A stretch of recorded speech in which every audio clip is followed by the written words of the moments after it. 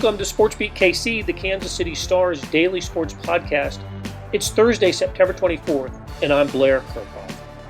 Countdown to Chiefs-Ravens on Monday Night Football continues, and today we'll hear what Patrick Mahomes had to say about the matchup, last week's victory over the Chargers, and other topics during his weekly meeting with reporters. Mahomes and Andy Reid also gave a shout-out to Royals outfielder Alex Gordon, who announced his retirement on Thursday. We'll play Reid's comments on Gordon after the Mahomes interview. Then, after a break, we'll get the Baltimore perspective from Nestor Aparicio. He's been a member of the media for nearly 4 decades, and nobody loves Baltimore more than he does. Aparicio has worked in newspapers and now radio, and if he wound up running for mayor of Baltimore one day, I wouldn't be surprised. Okay, so let's get going with Patrick Mahomes. Hey, Pat. Andy had just mentioned how you and Lamar are friends and colleagues, obviously. I was just wondering what that relationship is like, how often you guys talk, and you being a fan of the game, when you have that opportunity on a Sunday Night Football or Thursday Night Football, how much fun do you have watching him? Yeah, I mean, he's a great player. I mean, he can make all the throws. He can run with the ball. He can really do it all. And so it's always fun to watch guys like that work hard, put in the work, and they're able to go out there and have success on the field. And then as far as our relationship talking and stuff like that, I mean, we kind of have the same endorsements with Oakley and EA Sports, and so we've seen each other through that. And then when you play this quarterback position, it's kind of like a group. I mean, it's a tight group where you shoot ideas off each other and stuff like that. So he's a great player, and I look forward to the contest this week. Let's go next to Sam McDowell. Go ahead, Sam. Hey, Pat. I've got 2 things for you. The first one I wanted to ask about, you were able to draw the Chargers off sides quite a bit last week, and you've been able to do that a lot during your 3 years. I'm hoping you can answer this without giving anything away, but how much do you work on that, and how exactly do you work on that? Yeah, we work on changing up the snap count all throughout training camp, and there's some rough days where you're getting a lot of false starts and stuff like that, but it always makes you better whenever the season comes along. And so I have the unique advantage of having a kind of a unique voice that's able to get those guys to jump off sides, so I try to utilize that as much as possible. And I also just wanted to ask you about the 2-point conversion last week. Can you take me through what you saw in that play, the one that tied the game there in the fourth quarter? Yeah, we had a play called with a little kind of either a shovel pass or a rollout to throw to Clyde. I was a little nervous at the beginning. Right before the play, they said watch for the shovel pass. I knew that there was a good chance that Bosa was going to come down on that. And so before the snap, even in the huddle, when we were kind of reviewing the play, I had told McCole and Tyreek, I said, I know y'all aren't really in the read. Y'all are kind of the last reads, but make sure y'all continue to work. And so those guys did a great job. And then I thought McCole made a heck of a catch on a ball that was thrown very low and away on him, and he made a great play on it. Let's go next to Adam Teicher. Go ahead, Adam. Hey, Pat. I'm not sure whether Sammy's going to play on Sunday, but if he doesn't, that bumps up one of the younger guys, either Pringle or Kemp. Just wondering how much you've thrown to those guys recently, and whether you feel confident in throwing to them in a game situation if you haven't. Yeah, I mean, obviously having that a consistency of having these guys for the last few years. I've really worked with these guys a lot over these last few years, and I think a good thing that Coach Reid does during practice and Coach Lewis, Greg, I mean, he does a good job of mixing those guys in. Even when that might not be their week where they're getting these play calls, they're mixing in and giving those guys rest, but also making sure that they're ready to go. And so that's the good thing about having depth at that position is we hope that we have Sammy back, and I mean, everything hopefully is trending the right way, but at the same time, it's good to have guys that you can trust to be in there and do what they can to try to replace what he gives us. Let's go next to Mackenzie Nelson. Go ahead, Mackenzie. Hey, Patrick, I was just wondering, last week you said you didn't really come out the way you wanted to against the Chargers. Is there anything that you're doing this week or working on this week to, better prepare and come out the way you want to in Baltimore?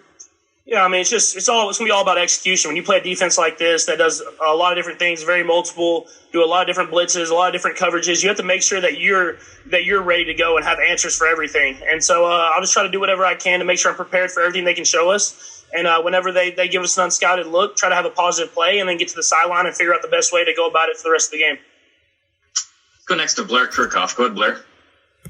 Hey, Patrick, just wanted to get you to put on your Royals cap for a moment and have a thought on Alex Gordon, who announced his retirement today. Do you know Alex? Yeah, I mean, Yeah. I mean, he's done everything the right way his entire career. I mean, the amount of Gold Gloves that he's won. I've seen him dive around the outfield growing up. I don't want to make him sound old, but growing up and throwing people out at the plate and doing everything like that. And then being able to hit and just being a leader on and off the field. I mean, he's someone that set the example of how to be in the Kansas City community and lead his team to championships and do it the right way on and off the field. Go next to Seren Petro. Go ahead, Seren. Patrick, I'm 99% sure I've got this right, but kind of two-part question. One, how does it feel for the first time on one of these Zooms to not be the best athlete on the Zoom? If I'm not mistaken, the guy I see down at the bottom was one hell of a runner, and that was my question about running quarterback style. Coach Reid was talking about, the run being a part of, what quarterbacks do in this offense. How much of that is like a design? Like, is there like for lack of a better term, an escape hatch that there are some plays that routes are designed, one, to get you the ball down the field, but if they're not there, to create those openings like you had on the big 20-yard scramble? Yeah, I think the good thing about having the guys that I have on my team, the receivers, running backs, tight ends that we have, is that defenses have to be accountable for those guys. And so they're getting depth. They're trying to stop those guys from beating them over the top. And whenever there's room to run, I have to be able to take advantage of it. And it's kind of been the last 3 years of usually when I scramble, I'm looking downfield to throw. So you're seeing defenses now, they're not leaving their guy. They're kind of just staying on them and letting me run. And I don't know if I can run like Mike, but I can run a little bit, enough just to get the first down and get out of bounds. We've got time for a couple more guys. Let's go Todd Lebo and then Harold Kuntz. Go ahead, Todd.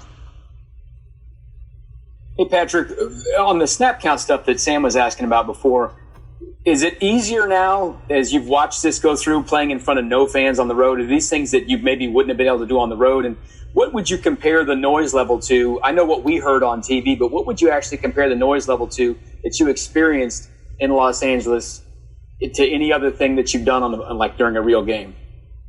I would first part of the snap count. I mean, obviously you get to use verbal snap count on the road, and especially when you're playing places like Baltimore, you're not going to be able to use that because of the crowd, especially Monday night. So that definitely is an advantage. Only thing that's kind of a disadvantage, you have to change a lot of your code words on a lot of your audibles because everybody can kind of hear you on the TV copy and everything like that. And then you said the second part one more time. Second part of your question. Hold on one sec. There we go. Try that, Todd. What would you compare it to? I mean, like, how loud was it? They say it's 70 decibels. What's that sound like compared to anything else? Is it louder at practice when you guys pump the music and crowd noise in, or what's it even compared to? It's like practicing in the locker room with no one else in there. There's literally no noise, and it is different. It's not like practice, because practice you at least get music playing that kind of gives you something. So it's all about feeding off your own energy, and we didn't do a good job of that last week, but we can't start off like that against this team if we want to come out with a win on the end. Go to Harold for the last one. Go ahead, Harold. Hey, Patrick, much has been said about the competition between all the young quarterbacks in this league, especially you had one with Deshaun Watson in week 1, but now with Lamar. Lamar hasn't won one against you yet. I'm sure they're going to be very determined, but what would you say about if this is kind of a, if you will, a rivalry that you guys are going to be competing against for a long time? Yeah, I think you heard Coach Reid kind of say it a little bit before me. I mean, there's a lot of young, great quarterbacks in this league, which is awesome because, every single week you're going to get a great challenge and a great matchup. And so it's a little different because when you're on offense, you're never going to go face-to-face. You never get to go straight up against Lamar, but you know that he's going to go out there and put up points. And so you just have to trust in your defense that they're going to make stops when they're needed. They're going to find ways to do whatever they can to stop all the great stuff that he does. And then as an offense, you know that you're facing a great defense. And so you're going to have to find ways to put up points on the board and if you want to get the win. May not have heard this. It's only happened in the last hour, and you got a lot of other things going on. But Alex Gordon announced his retirement today from the Royals. And I'm just wondering if you were something of an Alex Gordon fan. Yeah, big time.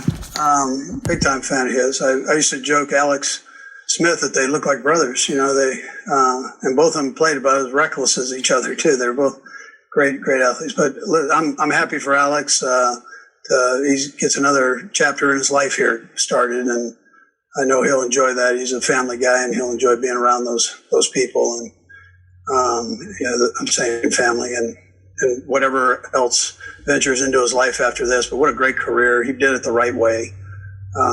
Kansas City was lucky to have him, and he was lucky to have Kansas City. Hey, it's Blair. We have a special subscription offer for SportsBeat KC listeners, unlimited digital access to the Kansas City Stars award-winning sports coverage. Sign up now for 1 year of Sports Pass for access to all the sports news, features, and columns presented on the kansascity.com site, and it's only $30. That's a 40% savings off our regular rate. Your subscription will automatically renew after the initial term at $50 unless you tell us to cancel. Your subscription helps support the sports coverage of kansascity.com and the Kansas City Star, and that support has never been more important. Please visit kansascity.com/SportsBeatKC offer to get this special offer. And as always, thanks for listening. Nestor Aparicio, WNST in Baltimore, 1570 AM. Nestor, what don't you do in Baltimore?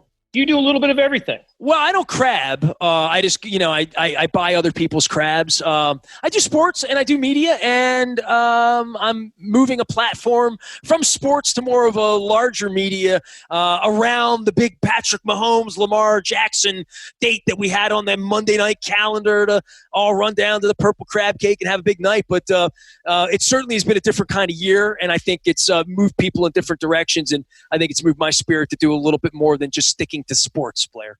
Well, very good. Very good. I will direct folks to a website that you have created, and the people can check it out. But more immediate concern is a little Monday Night Football game between the Kansas City Chiefs and Baltimore Ravens. They're meeting for the third straight regular season. We thought they would meet in the playoffs last season. Didn't happen, but I wouldn't be surprised if we saw Chiefs-Ravens in the AFC Championship game or sometime in the playoffs this year. There has been no more impressive team in the NFL than the Baltimore Ravens. What is going right for this team? Well, I think it falls from the tree Andy Reid, right? I mean, Harbaugh learned everything that he learned from Andy and then beat him to the title, right? And and Andy gets chased out of Philadelphia out to Kansas City. I think these organizations run really, really similarly, right?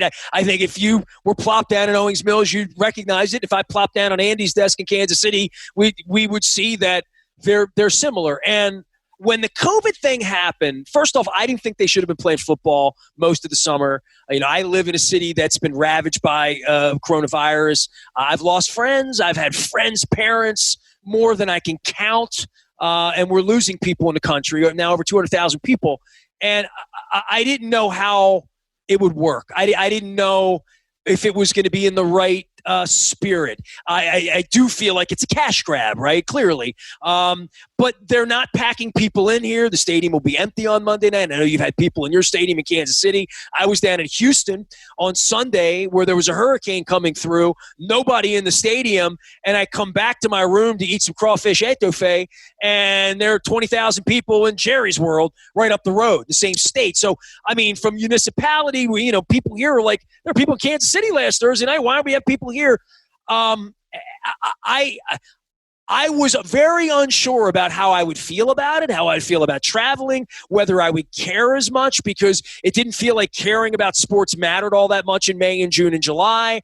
And if they're going to play, are they going to do it in a bubble? Are they going to play hard? I watched the Washington Capitals take a face or look like they didn't even want to be playing, once they started playing. And then we see these teams finishing out the grid in hockey at Tampa and Dallas playing so hard. My pal Barry Trotz, the Islanders played hard. But you wonder, how much do you have in? You have people opting out.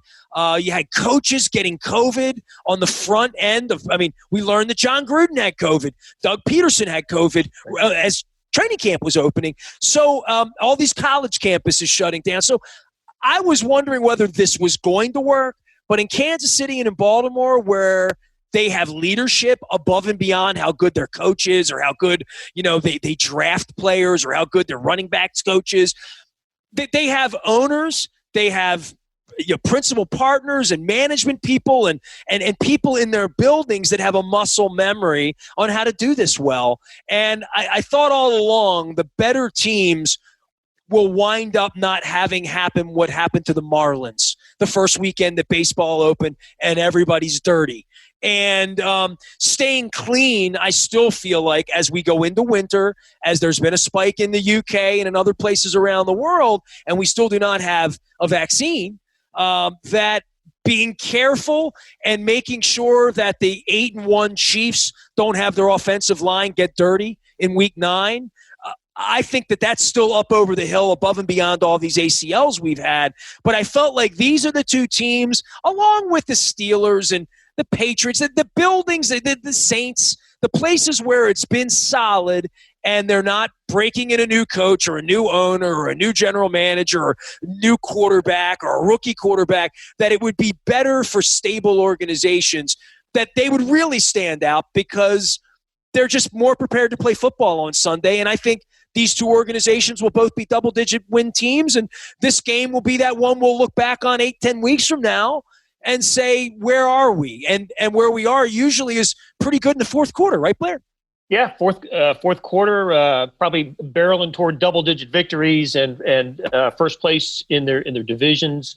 Let me ask you this, Nestor. Do folks in Baltimore feel toward Lamar Jackson as those in Kansas City do toward Patrick Mahomes? And that is to say, for a guy that signed a 10-year contract extension for $500 million, people could not be happier in Kansas City for Mahomes' success. How about he buys a share of the Kansas City Royals with some of that money? That's how popular this guy is. How do people in Baltimore feel about Lamar Jackson? Well, I don't know that he's there yet. I know that he's electrifying, and I know he came in on the back end of a guy who won a Super Bowl, right? So I'm a Joe guy, and, Joe Flacco is my favorite all-time Baltimore athlete. I say that all the time. Wow. I watched him from the day he came in from Delaware, got thrown out of Pittsburgh. They tried to sign Joe to a deal the year before he won the Super Bowl, and he said, "Nah, I'm going to go win the Super Bowl, and you're going to have to pay me more." And then he did it. So read the book of Joe. Joe was a legend around here, and all Joe did was win. Joe went to the AFC Championship game as a rookie and then went back to the playoffs 3 years, threw the winning pass to go to the Super Bowl that Lee Evans got knocked out of his hands, and then Cundiff shanked the kick. I mean, Joe could have had pelts on the wall here, along with Ray Lewis, right? And Terrell Suggs in his prime and, all that went on, right? So Lamar comes in behind a guy who had a parade. So, and behind Ray Lewis and behind Ed Reed and behind all these other legends. So around here, he's got a nice track record so far, and he went 14-2. And I don't think he's the guy who lost playoff games in January, but he's got to have a parade to be thought of. He probably has to have two. I mean, Trent Dilfer never came back and wore the helmet again. we got a history here, Blair. Well, all right, so let's break it down a little bit. What's going to happen on Monday night? The Chiefs struggled mightily protecting Patrick Mahomes on Sunday in their victory at Los Angeles, and I thought the Ravens were more impressive in beating the Texans than the Chiefs were in their common opponent. The Ravens run the ball so well. Chiefs have had some issues stopping the run. I don't know. I think the Ravens deserve their 3.5 point favorite role, and wouldn't be surprised to see this rivalry turn into something of a home field advantage rivalry. What do you think? Know what? The home field part of this is nullified, right? I mean, being in Houston on Sunday, I can promise you, whatever Vegas put on and I don't really follow. I mean, I'm not a gambler, right? Whatever the number was, however it gets pushed, it's no longer pushed by the Red Sea and the chop and whatever politically incorrect things you guys are doing out there, or what we do here on defense, which is make a whole lot of noise and make it miserable for Ben Roethlisberger and anybody else who's ever been here. That's gone. And so I felt that in my skin in Houston being at the game on Sunday. I felt like Lamar's got it easy today because it would not be this easy if there were 64,000 people in here doing the Texas thing, So I think being a visitor is a little different. I want to praise Lamar because I think you set me up with a question to praise Lamar, and all I did was praise Joe Flacco. But just in saying that's where we are. I mean, Mahomes is much like your Royals team out there. When you win, and Lamar hasn't won yet, but Lamar's incredible. And I'll say this about Lamar. I asked him a question in the postgame on Sunday, and I think he didn't understand the question the way I wanted to ask it. I asked him if after a game, does he go back and look at where he threw the ball, and is he making the right decisions? Because when you go 18-24 and you run as much as he does, and so much of it is where are the linebackers' hips and where's the safety's hips, and can I beat him to the edge and get 14 yards here on every play, that he has that ability that no other quarterback literally has ever had. Not Michael Vick. Pick anybody you want. No one's ever been as fleet, but his vision is incredible, and his vision on the run is the same as on the pass, in that when he knows a receiver's open, he has been incredibly deft with his decision-making in knowing where to go with the football. And I saw him make a mistake from the roof, because the eye in the sky does not lie, Blair. I was one of 20 people on the roof watching the game in Houston. And Jonas Schaefer from the Sun actually saw it first. Like, Dobbin was wide open. He forced the ball into Andrews. And my question after the game was more like, do you go back during the week and see many of those where you literally went to the wrong guy? And I don't think he does. And that is something that he was, coming out of Louisville, he ran too much, he didn't pass enough, he couldn't make all the knocks that you would throw on him after winning a Heisman Trophy. He makes incredible decisions with the football, and he's a much better passer than anybody ever gave him credit for being. And I don't know what that means until he wins games in January and has a parade, but between now and then, the thing that bothers me the most about him is how he seeks contact. In your day, the Hank Strams out there would say, we got to hit the quarterback. We got to hit the quarterback. The quarterback hits you. He's coming at you and making you miss. That's a little different than Cam Newton lowering his shoulder or whatever. I do worry because look at what happened to Saquon Barkley. I mean, it's just a tough game, and I worry about how much contact he takes on to make him my $450 million quarterback. Yeah, look, I don't know this for a fact, but I don't know how many games he didn't finish or how many snaps he hasn't taken because of an injury. But I do know that 2 years ago in the game at Arrowhead, where the Chiefs prevailed in overtime, he didn't finish the game. It was RG3 ended up finishing that game because he was knocked out. Lamar Jackson was. So. Listen, two incredible games, these Jackson versus Mahomes. The Chiefs have won both of them at Arrowhead before fans, and this one shifts to Baltimore. There will be no fans at the stadium there. But I'm anticipating a fantastic game and one of the best regular season matchups that the NFL can provide us this year. It's in Week 3. I think as these assuming these teams just stay on top of the AFC, this might be a game that we see featured late in the season. I would just hope they're not going to be wearing the ketchup jerseys and the and the purple Barney suit. The color rushers, right? I mean, we had that game last year where Lamar, went out to L.A. to the Coliseum where I'd never seen a game. It was wonderful, and I'm out there at the event, L.A. Memorial Coliseum, my first time ever. All the movies shot there and Super Bowls, and they're wearing these purple pajamas, and Eric Weddle looks like mustard. It was crazy. Stadium built for the 32 Olympics, wearing that. Looked like the Jetsons were playing, man. Right.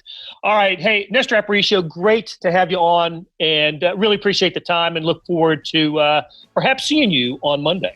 Blair, I appreciate it, man. No tourist crab cake for you in Baltimore. Appreciate it. Excellent. That'll do it for today. Thanks to our production staff of Derek Donovan, Randy Mason, Beth Welsh, Jeff Rosen, Chris Fickett, and Savannah Smith. Links to stories about the Chiefs and the Alex Gordon retirement can be found in the show notes and on kansascity.com. Earlier in the episode, you heard me talk about the Sports Pass offer. It still stands and still a good one, $30 for a year's worth of sports coverage, and that includes Sports Extra that comes with the e-edition. There are 45 additional pages of national sports coverage today. Well, here's an even better offer. Buy the entire Kansas City Star product. Sports news, features, commentary, and analysis, the whole thing. You get all the stories written by my talented colleagues, plus additional news, sports, and business coverage with the e-edition. The details can be found at account.kansascity.com/subscribe. That's sportsbeat.kansascity.com/subscribe. Whether it's the Sports Pass or the full subscription, you're getting and supporting the best sports and news coverage in Kansas City and helping us produce programs like SportsBeat KC. Thanks for listening, and we'll be back on Friday with another episode.